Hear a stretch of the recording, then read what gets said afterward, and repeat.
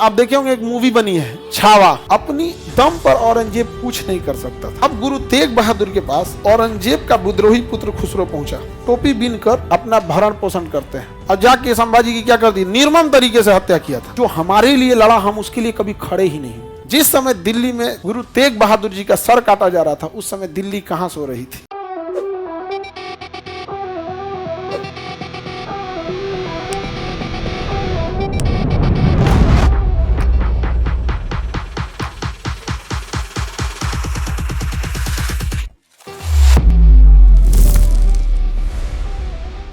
औरंगजेब का विद्रोही पुत्र का नाम क्या था, अकबर द्वितीय। बहुत खचरा था अकबर द्वितीय।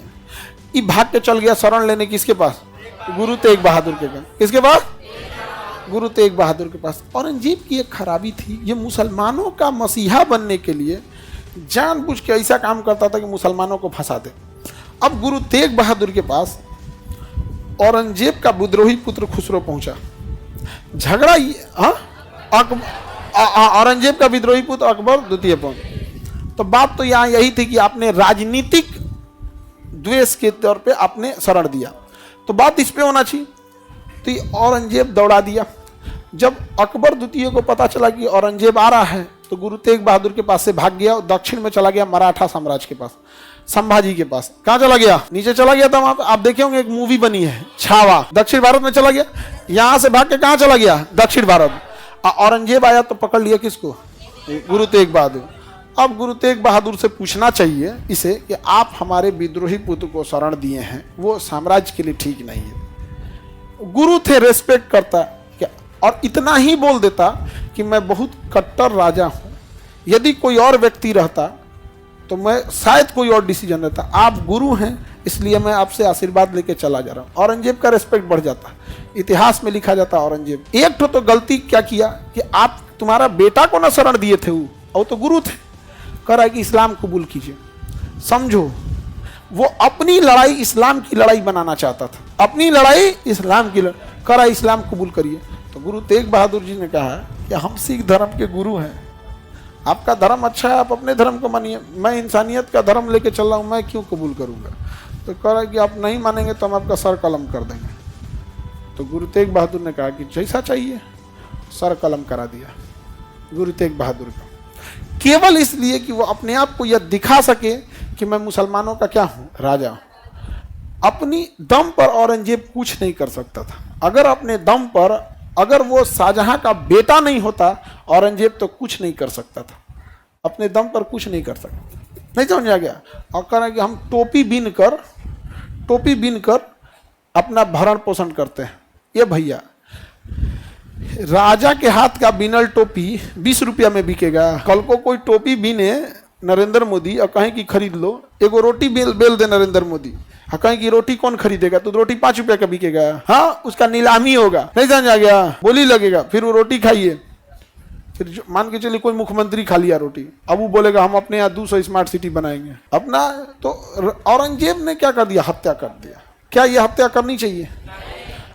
ये चोट्टा जो उसका विद्रोही बेटवा था, ये यहाँ से भाग के कहाँ चल गया, दक्षिण भारत, और वहाँ किसके पास चल गया, संभाजी के पास। अब औरंगजेब और पी नहीं किया, अब सेना लेके कहाँ पहुंच गया, संभाजी के पास।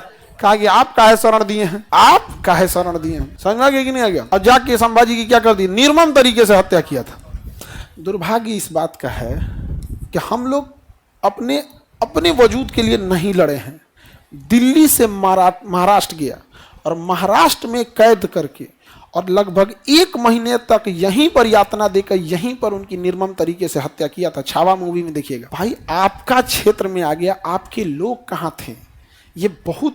हम कभी अपने जो हमारे लिए लड़ा, हम उसके लिए कभी खड़े ही नहीं हुए। और ये अंग्रेजों को भी पता था और विदेशियों को भी पता था, हम खड़े ही नहीं हुए। समझ में आ रहा है कि नहीं आ रहा है?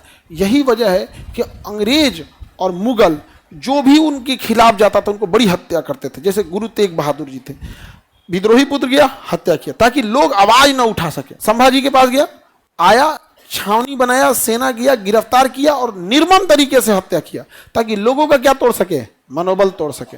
यही आज भी होता है। आज आप सवाल खड़ा कीजिए, पुलिस आएगी, एफआईआर करेगी, ले जाके 15-20 दिन जेल रखेगी, उसके बाद व्यवस्था करेगी। चीजें बस मॉडल चेंज हुआ है, लेकिन कॉन्सेप्ट क्या है? कॉन्सेप्ट देख रहे हो, वही है।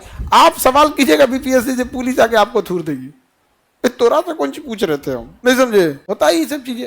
लेकिन अगर जितना मराठा राजाओं ने, चाहे वो छत्रपति शिवाजी महाराज हो या संभाजी महाराज हो, जितना उन्होंने इस मिट्टी के लिए किया है, अगर हम सब एक हो जाते तो उनकी इस तरह से निर्मम हत्या होने नहीं देते। हम कहाँ थे? उन्होंने तो अपना सब कुछ दे दिया। जिस समय दिल्ली में गुरु तेग बहादुर जी का सर काटा जा रहा था, उस समय दिल्ली कहाँ सो रही थी? एक बार अगर आ गई होती सड़कों पर दिल्ली, तो राजा को अपना कदम पीछे हटना पड़ता। लेकिन हम कभी खड़े नहीं हुए, कभी नहीं खड़े हुए। चाहे जब अर्जुन देव जी को फांसी दी जा रही हो, गुरु तेग बहादुर का सर काटा जा रहा था, या दक्षिण में छत्रपति संभाजी महाराज का चमड़े उधाड़े जा रहे थे, या जलियांवाला बाग में गोली मारा जा रहा था, हम कभी खड़े नहीं हुए थे, कभी नहीं। और आज भी खड़े नहीं होते हैं, आज भी नहीं खड़े होते हैं, चाहे कुछ भी हो जाए। आप देखिएगा, कुंभ भी भूल जाएंगे हम लोग। 6 महीना भी नहीं हुआ कुंभ बीते हुए, भूल गए। दिल्ली में लोग दब के मरे थे, एक गलत अनाउंसमेंट के चक्कर में हम भूल गए। एयर इंडिया का प्लेन क्रैश हुआ है, 1 हफ्ता और रुको, 1 हफ्ता और रुको। लोग इतना जल्दी भूल के फिर आगे बढ़ेंगे। हिंदुस्तान है, यहाँ लोग मैयत पे 2 मिनट रुकते हैं और उसके बाद कहते हैं कि बड़ा अच्छा आदमी थे, और चलते बनते हैं। ये हो गया यहाँ पे, वरना हम लोग ऐसे नहीं थे।